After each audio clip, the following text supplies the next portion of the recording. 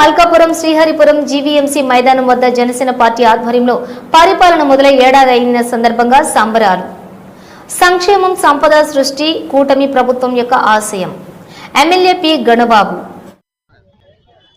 అందరికీ నమస్కారం. ఈ రోజు విశాఖ పశ్చిమ నియోజకవర్గంలో ఇండస్ట్రియల్ బెల్ట్ లో ఏదైతే మా అధ్యక్షులు శ్రీ పవన్ కళ్యాణ్ గారు ఇచ్చిన పిలుపు మేరకు ఈ రోజు ఉదయం సంక్రాంతి సాయంత్రం దీపావళి తలపిచ్చేలాగా విశాఖ పశ్చిమ నియోజకవర్గంలో మా ఆడబిడ్డలందరూ కూడా ఈరోజు ముందుకొచ్చి ఉదయం అంతా రంగుల వెల్లలతో అందరూ ముగ్గులు వేసి సాయంత్రం ఇప్పుడు చూశారు మీరు క్రాకర్స్ వెలిగించేసి మొత్తం అన్నీ చేసి ఏదైతే ఆ రోజు నరకాసుడు వధ అయినప్పుడు ఏ విధంగా ఆనందించామో ఈ రోజు ఆ జగన్ రెడ్డి ప్రభుత్వాన్ని దించినందుకు దానికి రెట్టింపు ఈ రోజు ఆనందంతో ఈ రోజు మేము ఇక్కడ సంబరాలు చేసుకుంటున్నాం.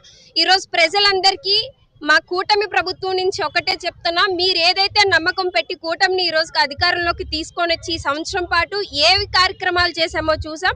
దానికన్నా రెట్టింపులో ఈ 4 సంవత్సరాల్లో కార్యక్రమం చేసి మన ఆంధ్ర రాష్ట్రాన్ని అభివృద్ధి దిశగా తీసుకొని వెళ్లే దాంట్లో ప్రతి ఒక్క party Janasena, TDP, Telugu Desam, BJP అని చెప్పి వ్యత్యాసం లేకుండా ప్రజల కోసం మేమందరం కూడా ముందుకొచ్చాం.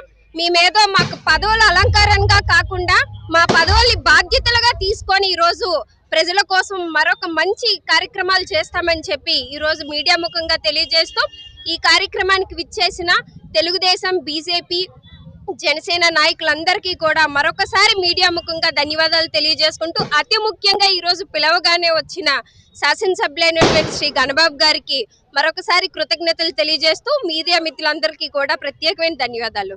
Thank you. జై జనసేన, జై టీడీపీ, జై బీజేపీ. ఈరోజు నాకు ఒకటే హాస్యాస్పదంగా ఉంది.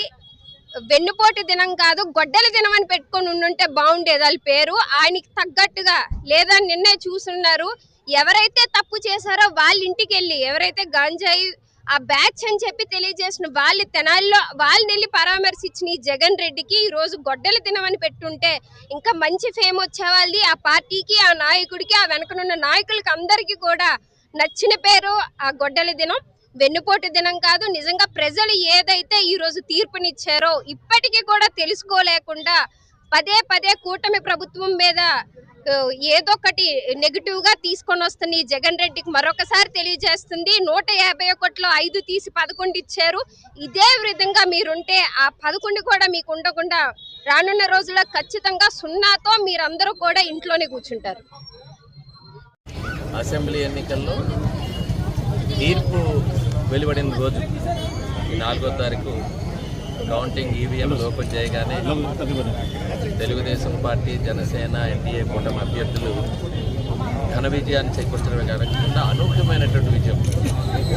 అధికారంలో ఉండేటువంటి జగన్ పార్టీని కేవలం 11 సీట్లకు పరిమితం చేసినటువంటి తీర్పు ఈరోజు రావటం, జనసేన అధ్యక్షులు గౌరవనీయులు ఉప ముఖ్యమంత్రి పవన్ కళ్యాణ్ గారి పిలుపు మేరకు జనసేన శ్రేణులందరూ కూడా ఈరోజు ఒక పండుగ వాతావరణంలో పండగ జరుపుకోవాలని, ప్రజల మధ్య జరుపుకోవాలని పిలిపిస్తే మన నియోజకవర్గంలో అంగప్రశాంతి గారు నియోజకవర్గ ఇన్ఛార్జిగా ఈరోజు ఆ సంబరాల వేడుకలు శ్రీహరిపురం వేదిక అయింది.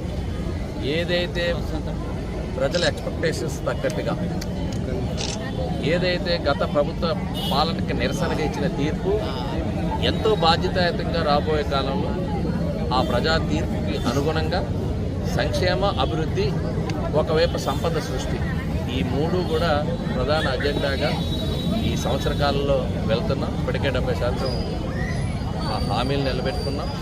రానున్న రోజుల్లో మెరుగైనటువంటి పాలన అందించడమే కాకుండా భవిష్యత్తు ఆలోచనలు అంటే భవిష్యత్తు ప్రణాళికలు బద్ధంగా రాబోయే తరాల వారికి కూడా అది 2029 కావచ్చు, 2047 వరకు కూడా ఆంధ్ర రాష్ట్రం ఒక సంపన్న రాష్ట్రంగా భారతదేశంలోనే ఒక ఆర్థిక వ్యవస్థ ప్రపంచంలోనే ఒక పెద్ద ఆర్థిక వ్యవస్థగా తయారు కావడానికి చేయాల్సినటువంటి అన్ని ప్రణాళికలు కూడా ఈరోజు ఆ విజన్తో ఏదైతే ఇప్పుడు తెలంగాణకి ప్రధాన ఆదాయం ఆ రోజు విజన్ 2020 చంద్రబాబు నాయుడు గారి ఆలోచన ఉపయోగపడిందో ఆ రకంగానే మన అమరావతి కేంద్రంగా ఆంధ్ర రాష్ట్రానికి కూడా అలాంటి ఆలోచనలతో ముందుకెళ్తాం. దానికి నరేంద్ర మోడీ గారి సహకారం, పవన్ కళ్యాణ్ గారి తోడ్పాటు ఇవన్నీ కూడా రాబోయే తరాల వారికి ముఖ్యంగా ఎంతో పెద్ద ఎత్తున ప్రజలు ఆదరించిన ఈ ప్రజానీకానికి మేలుకు జరగడానికి ఉపయోగపడేలా ఉంటుందని చెప్పి తెలియజేస్తూ మరి ఈరోజు సంబరాలు డెఫినెట్గా పేద ప్రజల కళ్ళల్లో ఆనందం నిరంతరం ఉండే విధంగా నిర్ణయం తీసుకుందామని